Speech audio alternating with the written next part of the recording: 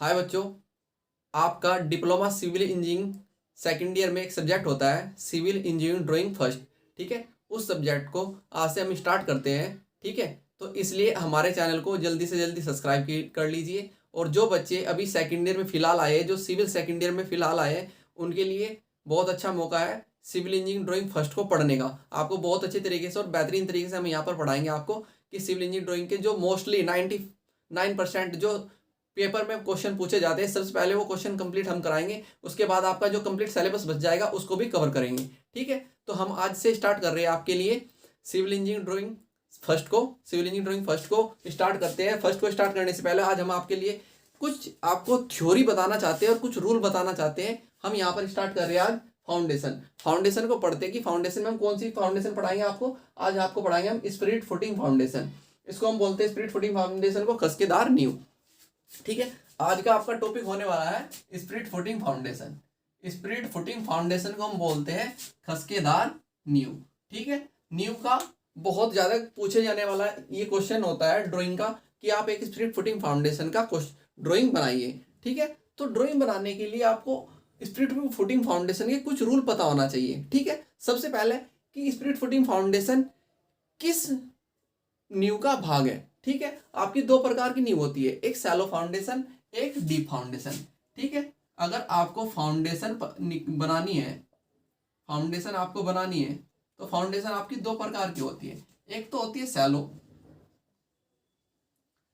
Foundation. ठीक है, और एक आपकी होती है डीप फाउंडेशन।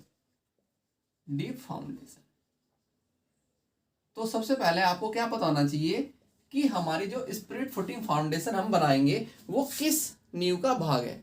तो आपका शैलो फाउंडेशन का भाग होता है स्पिरिट फुटिंग फाउंडेशन। अब शैलो फाउंडेशन क्या होती है और डीप फाउंडेशन क्या होती है, सबसे पहले ये समझिए। ठीक है, नेक्स्ट लेक्चर में हम आपको बताएंगे कि ये ड्राइंग स्पिरिट फुटिंग फाउंडेशन किस प्रकार से बनाई जाती है। सबसे पहले आप इस लेक्चर को कंप्लीट देखिए और समझिए कि किस प्रकार से स्पिरिट फुटिंग फाउंडेशन का ड्राइंग बनाई जाती है। ये रूल क्या है, इसका रूल क्या है। ठीक, अब देखो शैलो फाउंडेशन क्या होती है, जिसकी depth of foundation less than हो या equal to width of foundation के। और ये क्या होती है, डी फाउंडेशन क्या होती है, जिसका डी ग्रेटर देन होता है आपके किससे, बी से, उसकी गहराई अधिक होगी उसकी चौड़ाई से।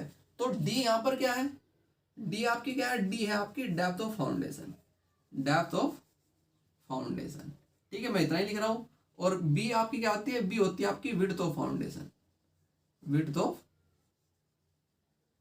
फाउंडेशन। क्लियर, यानी कि नींव की गहराई। क्वेश्चन को पूरा समझ, लेक्चर को पूरा देखते रहिए, आपको बिल्कुल समझ में आ जाएगा सही कि कैसे हम बनाते हैं। ये क्या होती है, नींव की चौड़ाई। ठीक है, नींव की चौड़ाई और नींव की गहराई। तो शैलो फाउंडेशन क्या होती है, जिसकी नींव की चौड़ाई उसकी गहराई से अधिक या उसके बराबर हो, तो वो क्या कहलाएगी, शैलो फाउंडेशन। और शैलो फाउंडेशन का ही पार्ट है एक आपका स्पिरिट फुटिंग फाउंडेशन, खसकेदार नींव। ठीक, डी फाउंडेशन क्या होती है, जिसकी गहराई अधिक होती है किससे, उसकी नींव की चौड़ाई से। जैसे हम बनाते हैं इसमें डी फाउंडेशन, जैसे पाइल फाउंडेशन बनाते हैं, पाइल फाउंडेशन क्या होती है, उसकी चौड़ाई कम होगी मगर गहराई बहुत अधिक है उसमें, जैसे कॉलम बीच में नीचे कॉलम तक लगा देते हैं। ठीक है, और ऐसे ही और स्पिरिट फुटिंग फाउंडेशन क्या होती है, जिसकी चौड़ाई क्या होगी उसकी गहराई से कम होगी। जैसे हम सामान्य भवनों में अपने घरों में यूज करते हैं, जो सामान्य भवन आपके बनाए होंगे, आपने देखे होंगे, सामान्य भवनों में जो हम यूज करते हैं वो क्या करते हैं, शैलो फाउंडेशन का यूज करते हैं, यानी कि स्पिरिट फुटिंग फाउंडेशन का यूज करते हैं। ठीक, ये हमारे सामान्य भवनों में यूज होने वाली क्या है, फाउंडेशन है, स्पिरिट फुटिंग फाउंडेशन। समझिए आप, जैसे अब समझिए ये आपकी क्या है, नींव की गहराई कहां तक होती है। सबसे पहले आपको पता लगाना चाहिए नींव की गहराई कहां तक होती है, ग्राउंड लेवल तक। ग्राउंड लेवल से नीचे जो आप खोदेंगे वो आपकी नींव की गहराई होती है, ना कि प्लिंथ लेवल। क्लियर, ना कि प्लिंथ लेवल, ग्राउंड लेवल से नीचे तक जो आप खुदाई करते हैं, एक्सकवेशन करते हैं, वो आपकी नींव की गहराई होती है। ठीक, अब आइए समझते हैं, एक मिनट, अब आइए समझते हैं कि क्या होती है आपकी स्पिरिट फुटिंग फाउंडेशन, ये खसकेदार नींव क्या होती है। तो खसकेदार नींव बनानी है तो आपको सबसे पहले क्या पता होना चाहिए कि डी लेस देन या इक्वल टू होगा बी के। क्लियर है, जैसे अब हम समझते हैं कैसे। ठीक, हम एक एग्जांपल लेते हैं, आपको एक एग्जांपल की सहायता से समझाएंगे कि स्प्लिट फुटिंग फाउंडेशन किस प्रकार से बनाई जाती है। सबसे हमने माना दीवार की मोटाई यानी कि थिकनेस ऑफ वॉल कितनी दी, टी दी। क्लियर है, आपको टी दी है। तो अब आपको क्या है कि स्प्लिट फुटिंग फाउंडेशन बनाना है। बस आपको यही क्वेश्चन दिया है।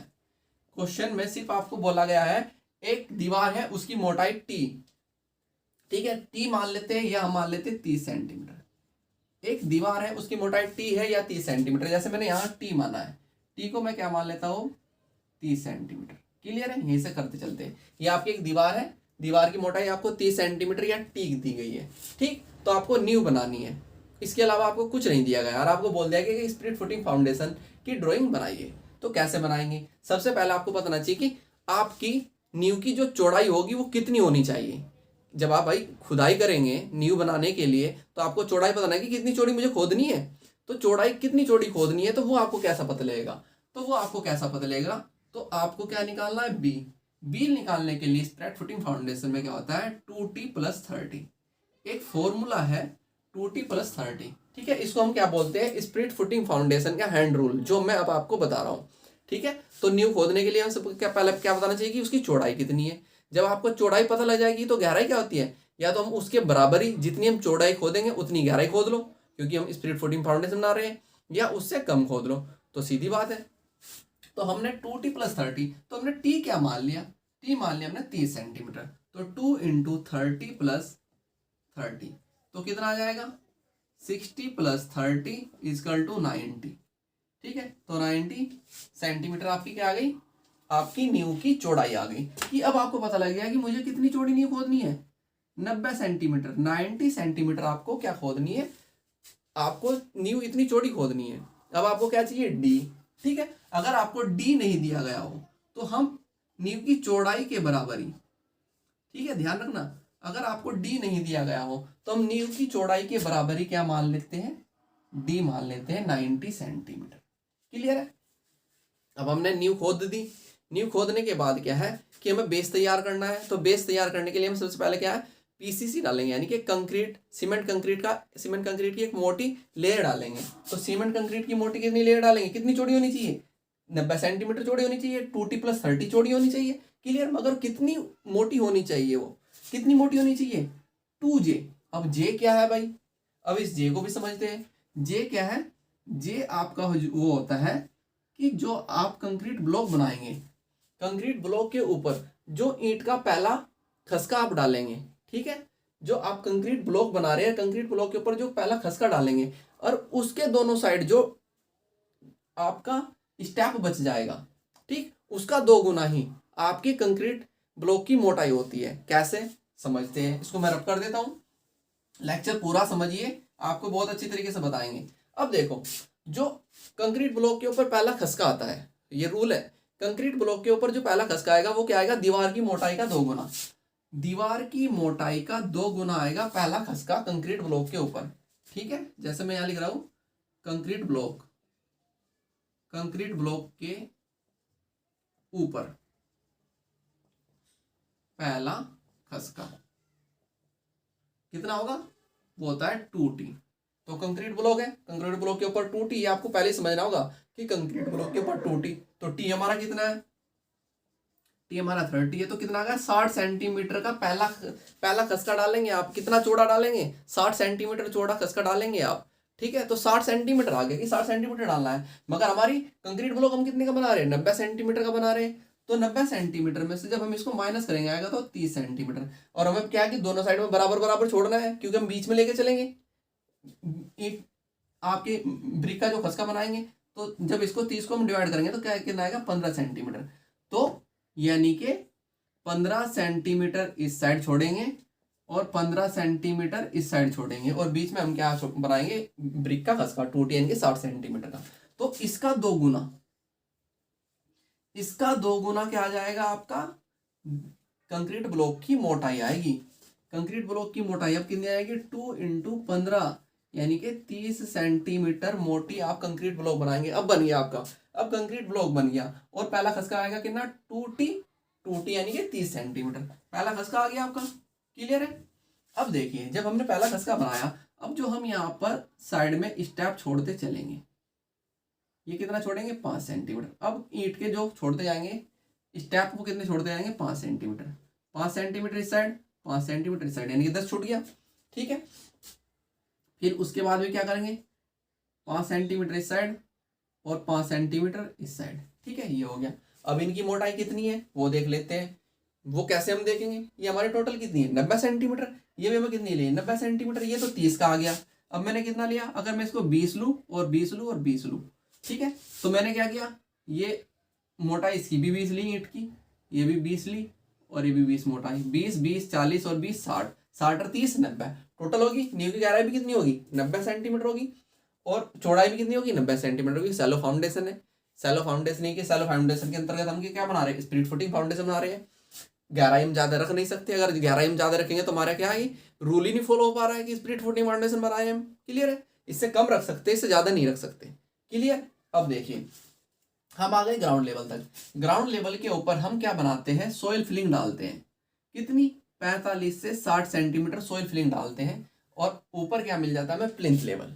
प्लिंथ लेवल मिल जाएगा। ठीक। और प्लिंथ लेवल के अंदर ही हम डीपीसी डालेंगे, dam proof course cement concrete DPC डालते हैं। कि डीपीसी क्या होती है, आपकी जो नीचे से नमी आ सकती है उसको रोकने के लिए हम डीपीसी डालते हैं। और डीपीसी कितनी डालेंगे हम, 2.5 सेंटीमीटर। कितनी, 2.5 सेंटीमीटर की हम डीपीसी डालते हैं। ठीक। और उसके ऊपर हमारी क्या आ जाती है, डीपीसी के ऊपर हम वॉल खड़ी कर देते हैं। कितनी मोटाई की, टी मोटाई यानी कि 30 सेंटीमीटर मोटी हम क्या कर देंगे, वॉल खड़ी कर देंगे।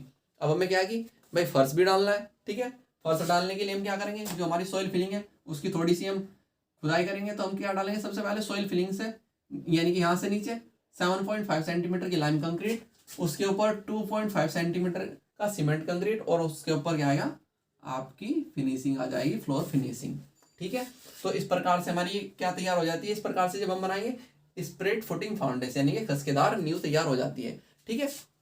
ये कुछ मेथड थे जो आपको मुझे बताने थे स्प्रेड फुटिंग फाउंडेशन के। ठीक है। इसके बाद हम आपको कल इसके जो लेक्चर डालेंगे कंप्लीट, आपको कोई क्वेश्चन जो आपका आ चुका है प्रीवियस ईयर पेपर में वो आपको बताएंगे किस प्रकार से स्प्रेड फुटिंग फाउंडेशन बनाई जाती है कंप्लीट, और आपको सिंपल तरीके से बताएंगे। और ऐसे ही आपको प्रॉपर तरीके से आपके जो मोस्टली क्वेश्चन आ चुके हैं वो सभी बताएंगे।